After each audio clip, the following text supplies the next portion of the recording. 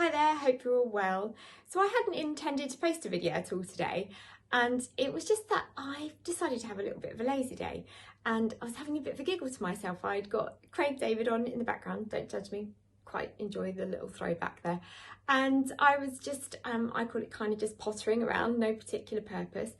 But it sort of reminded me that the mindset shift is so important when you can allow yourself to do nothing every now and then. And it's not something I could do in the thick of my eating disorder.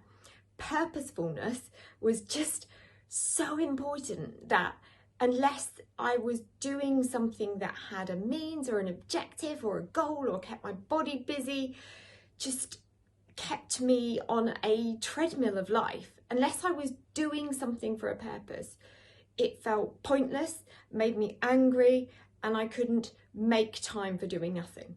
Well, I think we all need to make time for doing nothing. And I hope you've started to use some of lockdown to do that, because I think if you haven't, you'll come out the end of this period and think, do you know what, that was an opportunity to embrace it.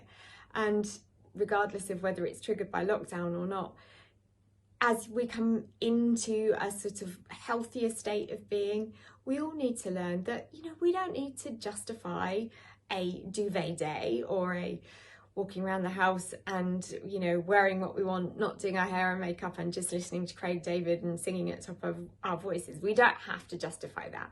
But I think anybody with an eating disorder is often driven by the need to be, to do, to succeed, to, you know, and these are huge sweeping generalizations, but I've been kind of within and around the eating disorder community for an awful long time now. And so I judge it on kind of, you know, my own experiences, but also those with people that I've spent a lot of time with who've been through the journey themselves. And I think we have to learn to be much kinder to ourselves. And one of the fundamental things we can do alongside our kind of nutritional stuff, as we look at what else is going to benefit our mental health, is actually thinking, sod it, let's just be kinder to ourselves. Let's just have some time out, because, you know, it's not just that allows our sort of physical being, our joints and our bones and our muscles within our actual kind of body structure to restore and replenish when we just have that sofa time and cuddle up and watch something on the telly.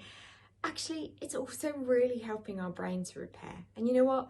The more our brain repairs, the more we'll get the other side of this mental health struggle that we're having, the more we will feel in a more positive frame of mind.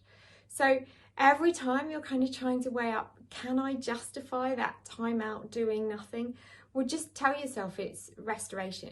It's repairing the brain cells. It's repairing that kind of elasticity in the mind that we need to get well and to get strong and to beat the eating disorder.